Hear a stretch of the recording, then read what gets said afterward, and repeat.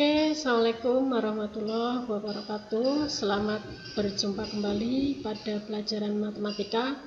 Untuk pertemuan kali ini, yaitu pertemuan yang keempat, kita akan melanjutkan dari pertemuan yang kemarin.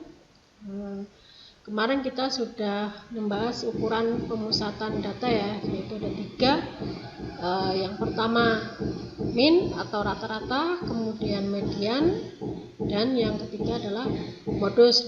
Untuk pertemuan kali ini kita akan melanjutkan kembali, yaitu kita akan membahas tentang kuartil. Kuartil itu apa? Kuartil di sini itu adalah nilai datanya dibagi menjadi 4. Kuartil itu berasal dari kata kuartet ya, jadi menjadi 4 bagian yang sama besar, tapi datanya kita urutkan dulu. Ya, kalau kemarin untuk kuartil nanti kita bahas desil, bahas persentil, itu kita patokannya masih sama, yaitu menggunakan median. Median itu kan medium, mid semester itu dibagi 2, tengah semester ya. Jadi medium itu dibagi 2. Kalau kuartil ini suatu nilai di mana data dibagi menjadi 4 bagian yang sama besar setelah data diurutkan. Kita misalkan ada suatu data, kita anggap sebagai garis lurus ya. Kemudian dari data ini kita bagi 4. Nah, sebelum kita bagi 4, kita bagi 2 terlebih dahulu ya. Kita bagi 2. Nah, kalau data dibagi 2 menjadi sama besar, ini namanya adalah median. Kemarin kita sudah membahas tentang median. Kemudian dari 2 bagian ini kita bagi 2 lagi, sehingga nanti akan menjadi 4 bagian. 1, 2, 3, 4. Jadi di sini ada 4 bagian yang sama.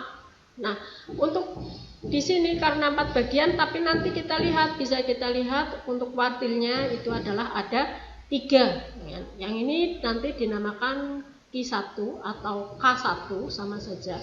Ini kuartil ke-1, biasa diistilahkan dengan kuartil bawah, kemudian yang tengah kuartil tengah atau Q2, dan yang ketiga Q3 atau K3 itu adalah kuartil atas. Nah, di sini bisa kita lihat untuk kuartil tengah ini sama saja dengan median ya, sehingga kalau misalkan kalian diminta menentukan kuartil tengah, boleh mencarinya dengan median sama saja. Jadi itu pertanyaannya sama saja antara median dengan kuartil tengah ya.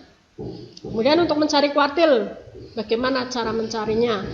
Nah, di sini ada rumus QT ya. QT sama dengan TB ditambah T/4N dikurangi FK dibagi FQT kali I ya.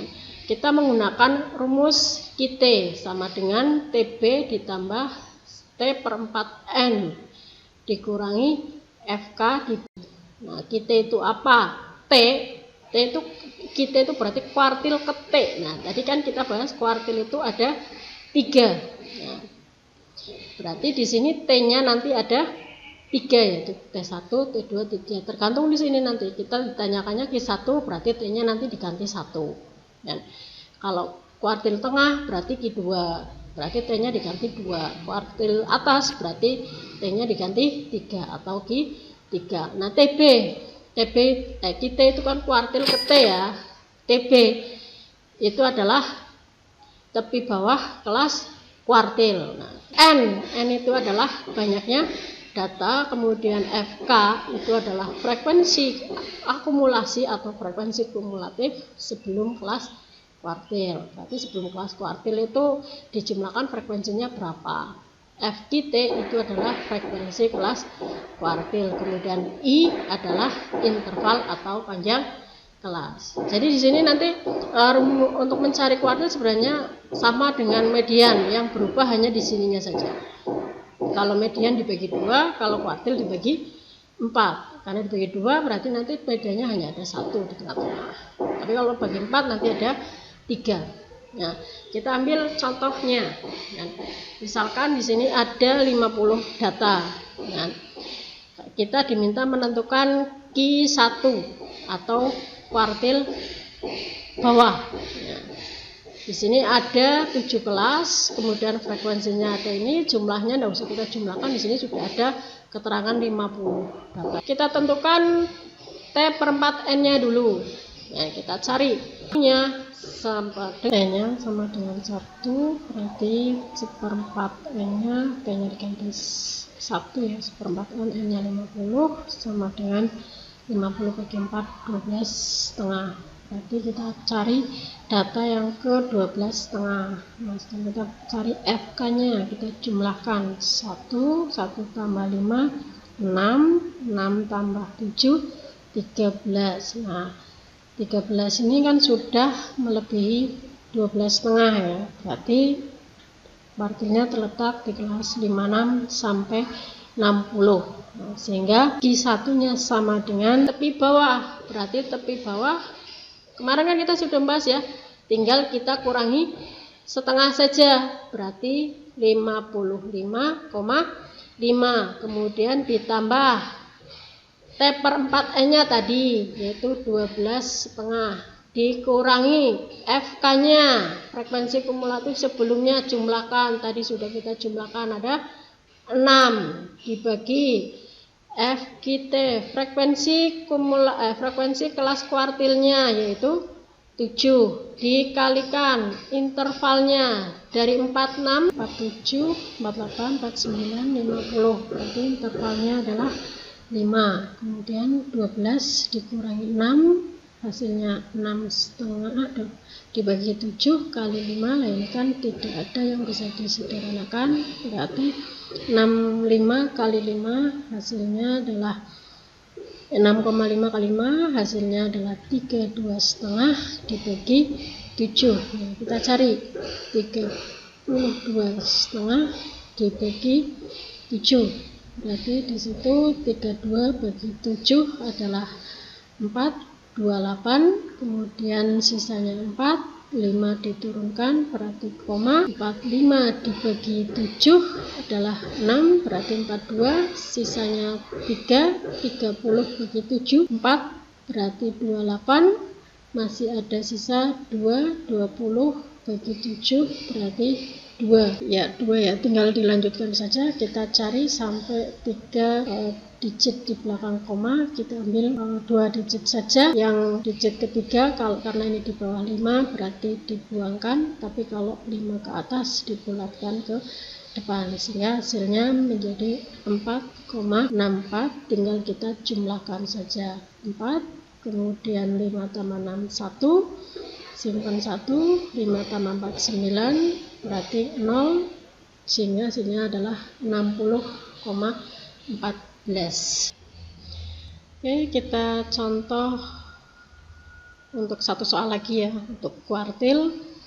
Di sini kalian diminta menentukan kuartil ketiga dari 40 data, yaitu tentang nilai ulangan. Di sini sudah ada. Berarti langkah yang pertama yaitu kita tentukan letak kelas kuartilnya, karena di situ menentukan Q3 berarti T-nya adalah 3. Sehingga kita cari T/4N-nya, berarti 3/4 dikalikan banyaknya data itu adalah 40, berarti ini 10, 3 kali 10, 30. Nah, kita cari data ke 30 di mana? Kita tentukan FK-nya dulu. Ini baru 1 tambah 3 baru 4, 4 tambah 5 baru 9, 9 tambah 9 18, 18 tambah 10 28, kan belum mencapai 30 ya, kita tambahkan lagi 28 tambah 7 35. Nah, ini kan sudah di atas atau sudah 30 lebih, tapi terletak di kelas 70 sampai 74 untuk kuartil ketiganya. Berarti di sini nanti kuartil ketiganya Q3 sama dengan tepi bawahnya berapa? Nah, berarti ini tinggal dikurangi setengah, 69,5. Kemudian ditambah T/4N-nya tadi 30, kemudian dikurangi FK-nya sebelum kelas kuartil itu adalah 28 dibagi frekuensi kelas kuartilnya adalah 7, dikalikan intervalnya dari 45, 46, 47, 48, 49, berarti 5. 30 kurangi 28. Berarti di sini 2/7 kali 5. Nah, ini tidak ada yang bisa kita sederhanakan, berarti 2 kali 5 10 dibagi 7. Nah, kita cari 10 bagi 7, yaitu 1, 7, sisanya 3, 30 bagi 7 berarti 4, 28, sisa 2, 20 bagi 7, 2, 14, sisa 6, 60 bagi 7, berapa? 49, masih ada sisa, berarti 8 ya. Berarti ini 8, kemudian 8 kali 7 56, masih ada sisa 4 dan seterusnya ya. Kita ambil 2 digit saja, kita cari sampai 3 digit, tapi kita ambil 2 digit saja. Di situ dilihat digit ketiganya, kalau di 5 ke atas berarti dibulatkan ke depan, berarti menjadi 1,43. Kita tambahkan 3, 5 tambah 4 9, kemudian 9 tambah 1 0, 70. Berarti kuartil ketiganya adalah 70,93 di kelas ini ya. Berarti betul. Kalau ini kalian hasilnya kok 60, ya salah, karena kuartil ketiganya di antara 70 sampai 74. Jelas ya? Oke, kita lanjutkan yang berikutnya, desil ya. Desil itu apa?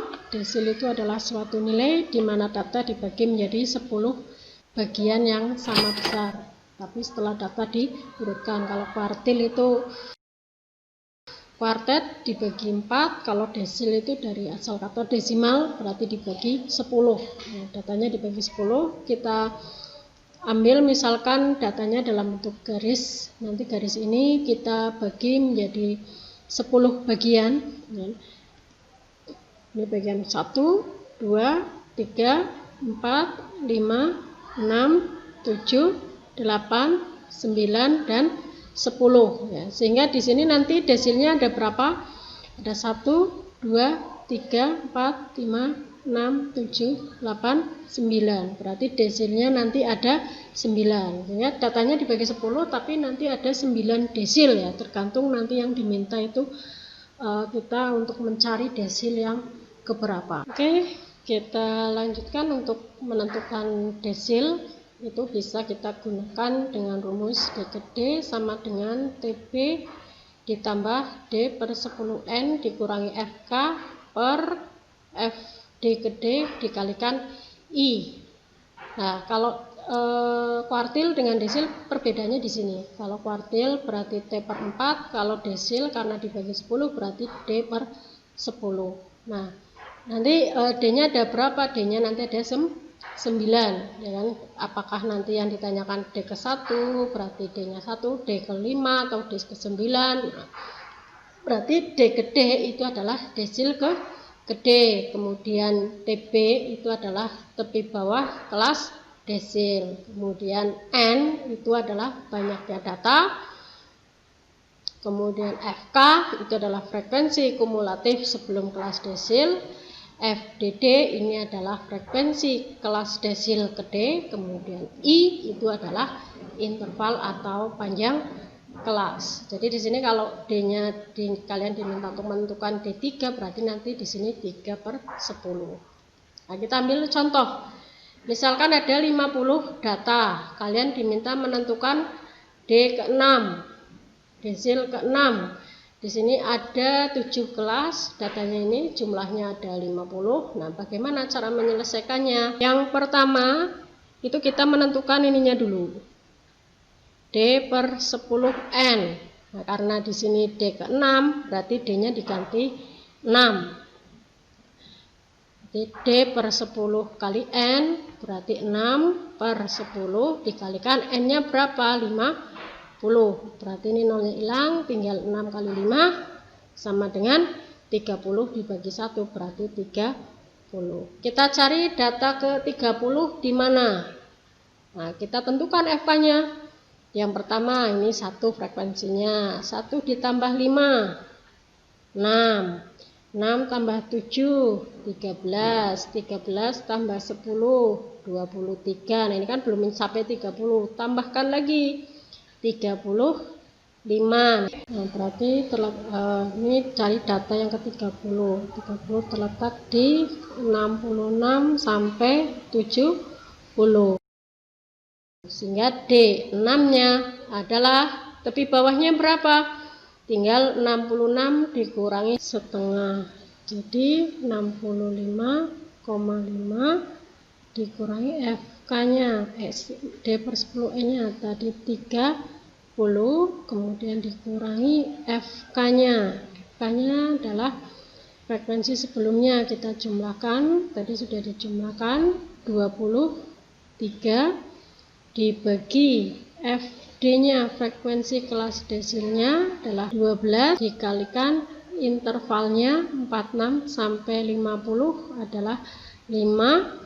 Kemudian ini 30 kurangi 23 dulu, yaitu 7 dibagi 12 dikalikan 5. Nah, ini kan nggak ada yang bisa disederhanakan, berarti kita kalikan 7 kali 5, 35 dibagi 12. Nah, kita bagi 35 bagi 12. Berarti ini kalau 3 kan 36. Berarti 2, 24. Berarti ini dikurangi 11, 110, dibagi 12.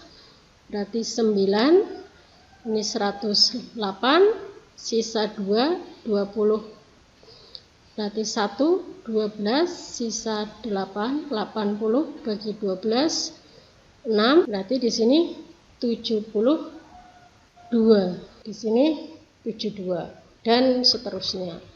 Nah, sekarang kita ambil 2 angka saja di belakang koma. Nah, angka ketiga 6. Berarti karena ini 5 ke atas, bulatkan ke atas sehingga menjadi 2,92.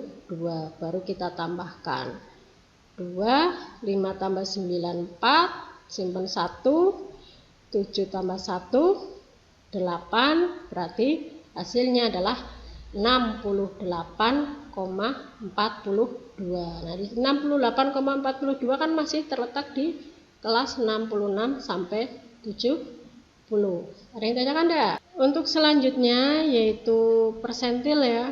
Yang ke-6, persentil itu apa? Persentil itu adalah suatu nilai di mana data dibagi menjadi 100 bagian yang sama besar setelah data diurutkan. Berarti di sini ada 100 ya, dibagi 100, berarti nanti persentilnya ada 99, tergantung nanti yang ditanyakan persentil yang keberapa. Nah, untuk mencari persentil sendiri itu menggunakan rumus yang sama dengan desil, hanya bedanya di sini. Kalau desil itu D per 10, kalau persentil P per 100. Berarti P-nya ada 99, kemudian P ke P itu adalah persentil ke P, TB itu adalah tepi bawah kelas persentil, N itu adalah banyaknya data, FK itu adalah frekuensi kumulatif sebelum kelas persentil, FPP berarti frekuensi kelas persentil ke P, dan I itu adalah interval atau panjang kelas. Nah, kita ambil contoh. Misalkan datanya ada 50. Kalian diminta menentukan persentil ke 62. Nah, untuk menentukan persentil kita cari P per 100 N-nya dulu. Berarti di sini karena kita menentukan persentil ke 62, berarti P-nya 62. Sehingga P per 100 kali N berarti 62 dibagi 100 dikalikan N-nya adalah 50. 0 hilang, 10 dengan 5 ini 1, ini 2, berarti 62 kali 1, 62 dibagi 2, hasilnya adalah 31. Kita cari data ke 31. Berarti kita tentukan FK-nya. Ini 1 tambah 5 baru 6, belum mencapai 31. 6 tambah 7 baru 13. 13 tambah 10 baru 23. 23 tambah 12, 35. Berarti sudah mencapai 31, sehingga persentil yang ke-62 terletak di kelas 66 sampai 70, sehingga P62 kita tentukan tepi bawahnya, tinggal dikurangi setengah, 65,5 ditambah P per 100N nya tadi 31, dikurangi FK nya ini ya 23, kemudian FP nya ini frekuensinya yaitu 12, intervalnya adalah 5. Nah, 31 dikurangi 23, 8 ya, bagi 12 kali 5 lah, 8 dengan 12 sama-sama dibagi 4, ini 2, ini 3, berarti 2 kali 5, 10 dibagi 3. Kita coba 10 bagi 3. Nah, berarti ini hasilnya adalah 3 ya, 9, sisanya 1. 10 bagi 3 lagi, 3 lagi, 9, sisa 1 dan seterusnya ini 3, kita ambil 2 angka. Karena angka yang ketiga itu di bawah 5, berarti ini kita hilangkan, sehingga hasilnya menjadi 3,33. Kita tambahkan 3, 5 tambah 3, 8, 5 tambah 3, 8 lagi, berarti ini nilainya adalah 68,83 lah. Ini kan masih terletak di 66 sampai 70. Nah, paham ya? Jadi kalau median kalian paham, kuartil, desil, persentil pasti kalian bisa, karena rumusnya sebenarnya sama, yang membedakan hanya di sininya saja. Dan cara menyelesaikannya juga hampir sama, tapi nanti untuk menyelesaikan kelasnya saja. Dan kita lanjutkan lagi untuk selanjutnya. Lah ini nanti kalian kerjakan ya. Saya ambil nilai ulangan untuk yang pertama, yaitu ukuran pemusatan. Kalian kerjakan soal yang ada di Google Formulir di lampiran Google Classroom ini. Jadi kalian kan baru melihat lampiran yang pertama, yaitu YouTube yang sedang kalian simak. Nah, nanti kalian lihat lampiran yang berikutnya, kalian kerjakan secara online di Google Formulir tersebut. Nanti ada soal pilihan ganda dan ada soal IC. Nah, soal IC kalian tuliskan hasilnya saja ya. Misalkan hasilnya 65,5 ya 65,5 ya, gitu aja. Nah, tapi untuk caranya kalian tulis di buku. Kalau pilihan gandanya langsung tentukan hasilnya saja di Google Classroom, di Google Formulir, tapi tidak perlu caranya kalian tuliskan di buku, tidak perlu. Jadi yang ditulis caranya itu yang IC-nya saja. Nah, nanti seperti biasa untuk cara yang di buku, kalian foto, kalian kirimkan ke WA saya. Jangan lupa cantumkan nama di pojok kanan atas pada buku kalian. Oke, mungkin untuk pertemuan kali ini cukup ya. Mudah-mudahan kalian bisa mencerna apa yang saya sampaikan. Untuk selanjutnya nanti akan kita bahas untuk materi berikutnya, yaitu ukuran penyebaran. Kalau ada yang belum jelas silakan ditanyakan, atau mungkin bisa melihat ulang video yang saya kirimkan. Jangan lupa kalian kerjakan, pelajari dengan baik. Toh ulangan di rumah masih bisa buka buku ya, diusahakan kalian bisa maksimal. Oke, terima kasih. Bila ada salah kata saya mohon maaf. Sampai ketemu di pertemuan berikutnya. Wassalamualaikum warahmatullahi wabarakatuh.